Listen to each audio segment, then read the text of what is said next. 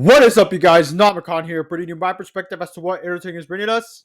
And today I'll be reviewing Deftones' self-titled album, their fourth studio album, released on May 20th, 2003.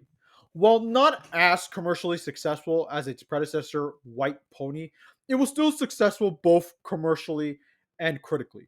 It was praised by critics for going to a different sound direction compared to Deftones' previous albums.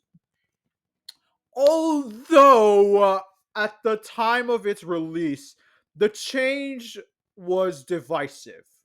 Nowadays, the album is seen in a positive light. This album reached number 2 on the Billboard 200, which is still to this day Deftones' highest charting album, along with their 2016 effort, Gore, and it is certified gold, meaning it has sold over 500,000 copies in the US alone.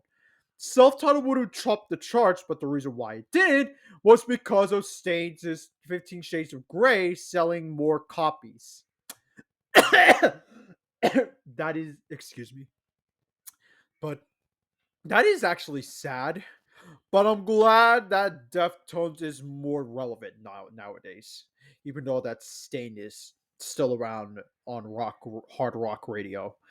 But anyways, let us go track by track on the self-titled album, starting with Hexagram, which is one of the two singles for for the album.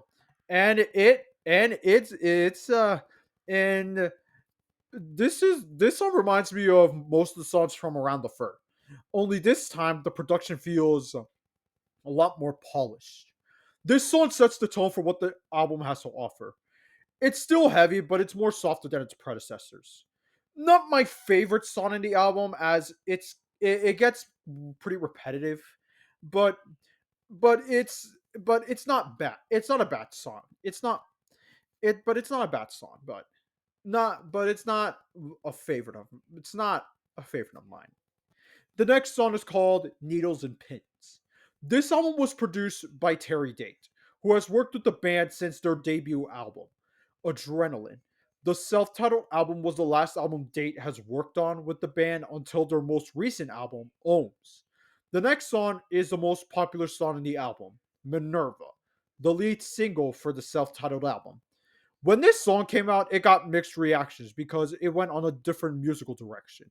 This song has shoegaze vibes into it, and I really love this song. It's soothing to listen to. The next song is called Good Morning Beautiful, and it is probably the heaviest song in this album.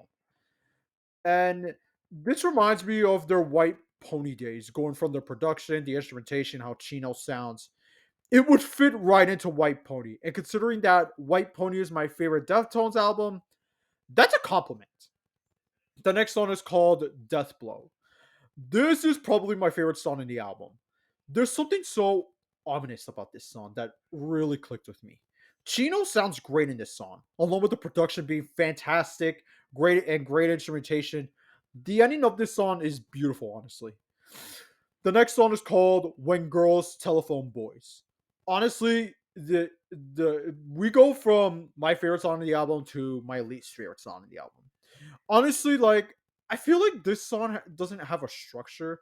It's just Chino screaming with no purpose. And the instrumentation, while fine, there's just too much going on for me to enjoy it. It is definitely one of the heavier songs in the album, but this song didn't click with me because of how Chino sounds. The production did not help him on that front. If you want the song where Chino's scream sounds good, listen to Elite from White Pony. That song is awesome. It's so awesome. It's so awesome. There's a reason why that song won a Grammy, and it's the only song, and it's their only Grammy nomination. And to think that that Grammy nomination they won, that's insane. Honestly, the next song is called Battle Axe. It's one of the longest tracks on the album and one of the softest songs on the album. It's also goes on the shoegaze vibes, and it's a very soothing song to listen to, honestly. and the second and the next track is called "Lucky You." This song features Ray Osborne, who is who is in an alternative rock band called Tin Fed. He he is where he does the lead vocals, and he's also one of the guitar players for it. Now Tin now I never heard of Tin Fed before the when I heard this out when I have heard when I've heard this song and decided to do some research on it, but I mean, when I looked into the discography, I think it does. It made sense for me because not only did Tin Fed didn't gain any recognition, they also didn't last long as they broke up literally 2 decades ago. They still haven't made a reunion since then, which is unfortunate, but it is what it is. The next song is called "Bloody Cape." Now this song now this song it's pretty good. It's one of my favorite songs on the album, honestly. And now the next song is called "Anniversary of an Uninteresting Event." This is where Stephen Carpenter, the lead guitarist of this band, does the drums on, which I didn't even notice, but hey, he did a pretty good job. He did a pretty good job, I'll say. And and they were and all the songs were all written by Deftones, but except for "Lucky You," where not only the band wrote it, but also DJ Crook. And the last song, the last song is called "Moana." The last song, the longest song in the album too. And honestly, this song is beautiful. What a beautiful way to end the album, honestly. It's so soothing to hear. This song is vibes. It's just vibes.